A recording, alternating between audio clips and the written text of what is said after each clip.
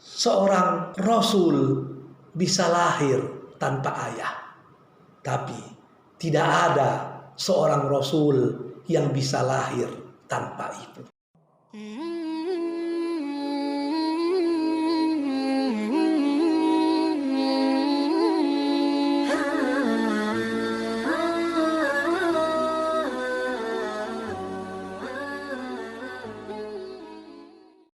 Bismillahirrahmanirrahim. Assalamualaikum warahmatullahi wabarakatuh. Kembali lagi di channel Saidul Amin Center, mengembalikan logika ke dalam pelukan agama. Bersama saya Fauzia Amini dan saya Jihanur Aslam. Bersama narasumber kita Ustadz Dr. Saidul Amin MA. Kali ini kita akan membahas tentang perempuan dan kerasulan. Islam merupakan agama yang menjunjung tinggi harkat dan martabat seorang wanita, sehingga Allah mengabadikan kata perempuan di dalam Al-Quran pada surat An-Nisa. Karena hal tersebut, banyak orang bertanya, mengapa Allah Subhanahu wa Ta'ala tidak menurunkan seorang rasul dari kalangan wanita? Bagaimana pendapat Ustadz dalam masalah tersebut? Ini pertanyaan klasik yang tetap menggeliti.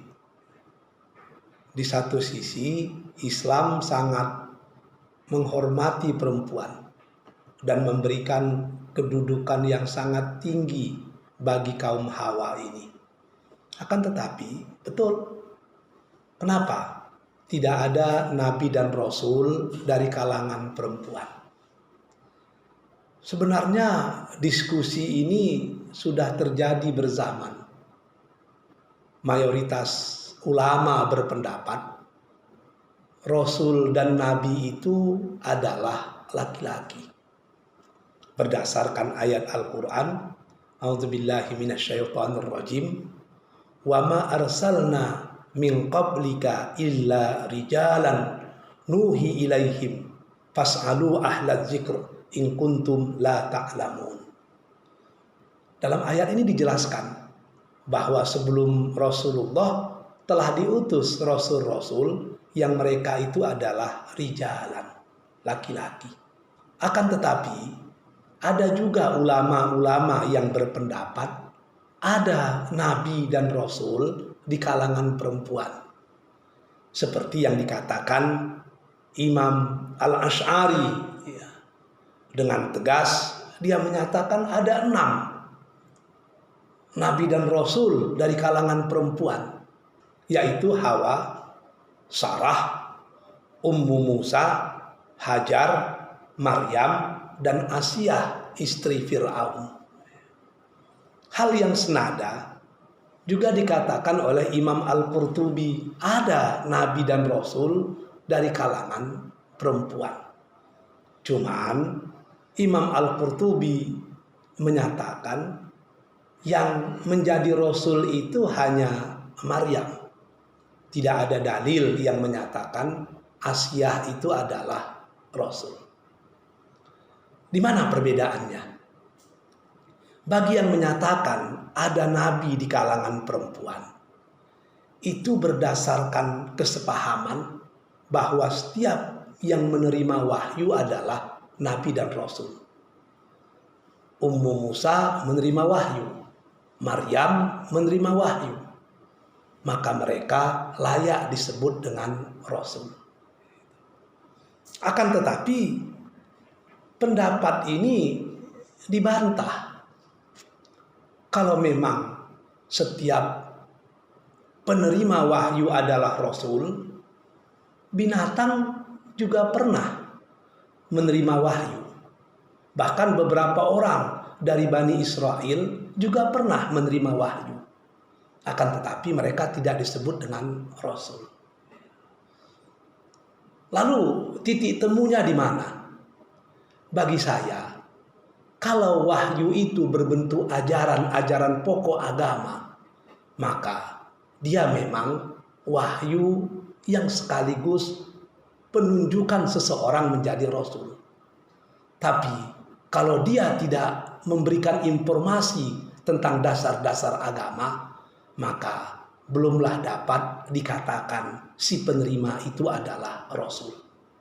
Jadi wahyu yang diberikan kepada Ummu Musa, kepada Maryam, kepada Hawa dan lain sebagainya itu bukan menyangkut pokok-pokok ajaran. Maka mereka tentu belum layaklah sampai kepada level Rasul dan Nabi. Walaupun Rasul Shallallahu Alaihi Wasallam sendiri memuji dua nama perempuan yang dianggap perempuan sempurna. Kata Rasul, banyak laki-laki yang sempurna, tapi di kalangan perempuan hanya ada dua yang sempurna, yaitu Maryam dan Asiyah istri Fir'aun. Tapi apakah kita harus larut memprotes, mendiskusikan tentang kenapa Allah tidak menurunkan perempuan menjadi Rasul? Bagi kita, hal itu tidak penting. Sebab tentu ada rahasia di sisi Allah tentang pendapat qat'i yang menyatakan Rasul itu adalah para lelaki. Ada banyak hal yang membuat kerasulan itu lebih akrab kepada laki-laki. Yang pertama tentu Rasul itu bekerja 24 jam. Dia harus hadir di tengah-tengah masyarakat, hadir di tengah-tengah umatnya. Dan ini tidak mungkin dilakukan oleh perempuan. Sebab ada masa-masa tertentu perempuan itu tidak bisa hadir di tengah-tengah umat. Dia hamil, dia menyusukan, dia melahirkan, dia haid dan seterusnya dan seterusnya. Tentu hal ini menyusahkan mereka hadir di tengah-tengah umatnya.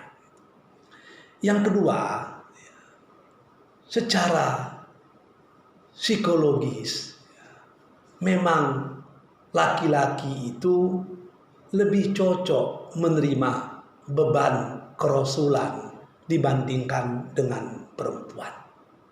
Namun yang perlu kita ingat adalah walaupun Rasul itu adalah laki-laki, akan tetapi yang melahirkan para Rasul itu tetap perempuan.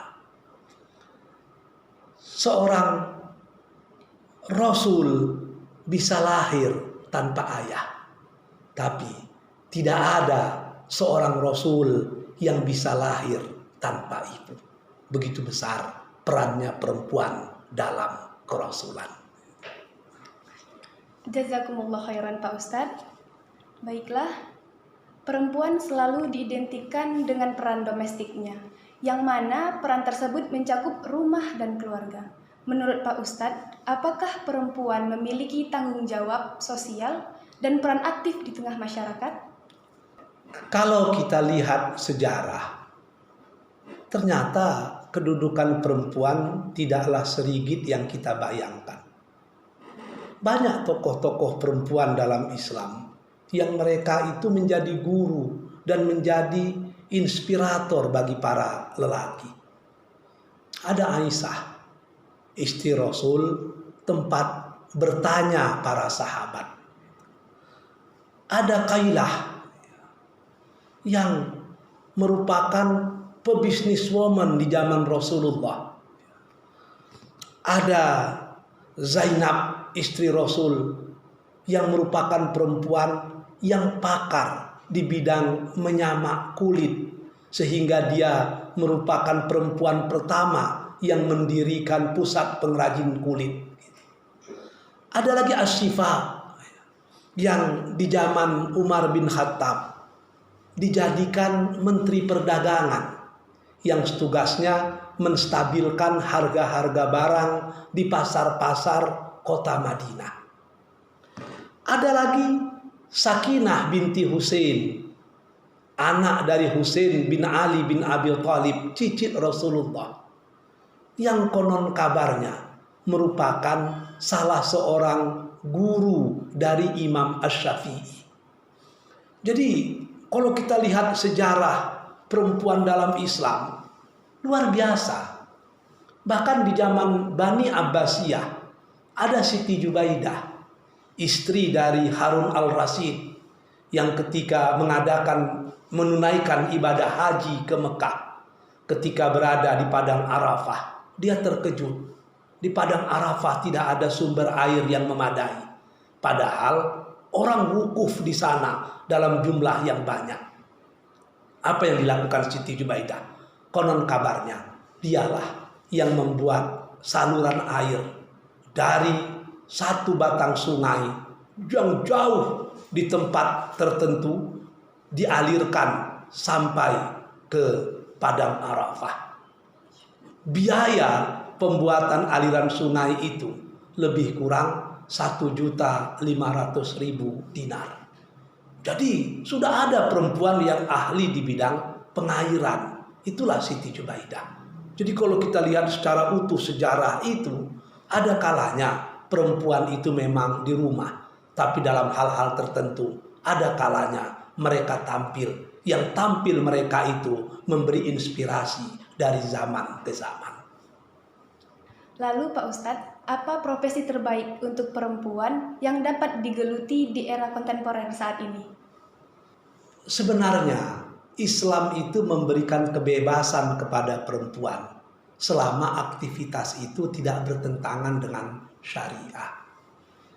Di zaman kontemporer dewasa ini sebenarnya banyak sekali pekerjaan yang memberi ruang untuk perempuan.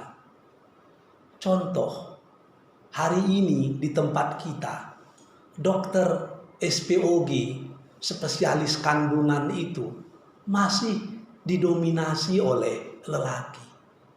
Padahal di zaman atuk nenek kita dahulu, bidan-bidan itu, dukun-dukun beranak itu adalah perempuan. Kenapa dokter-dokter SPOG itu tidak diambil alih oleh para perempuan? Sehingga para lelaki ketika menyerahkan istrinya melahirkan ke rumah sakit, dia merasa sangat tenang. Karena yang mendampingi dan membantu persalinan itu adalah dokter-dokter perempuan. Dosen, guru, itu seharusnya dipegang oleh perempuan. Karena dalam hal mendidik, dalam hal mengajar, dalam hal pembinaan syahsiah, perempuan memiliki kelebihan yang luar biasa karena mereka punya kelembutan yang luar biasa pula. Jadi sesungguhnya banyak peluang-peluang yang itu dapat dilakukan oleh perempuan selagi tidak bertentangan dengan syariah Islam. Demikianlah diskusi kita pada kesempatan kali ini. Kita dapat mengambil dua kesimpulan. Yang pertama, Islam memberikan ruang kepada wanita untuk mengerjakan amal soleh sejajar dengan lelaki. Yang kedua, Nabi dan Rasul berasal dari kalangan lelaki. Akan tetapi, tanpa seorang wanita, Nabi dan Rasul tidak akan pernah ada. Terima kasih banyak Ustadz atas waktunya.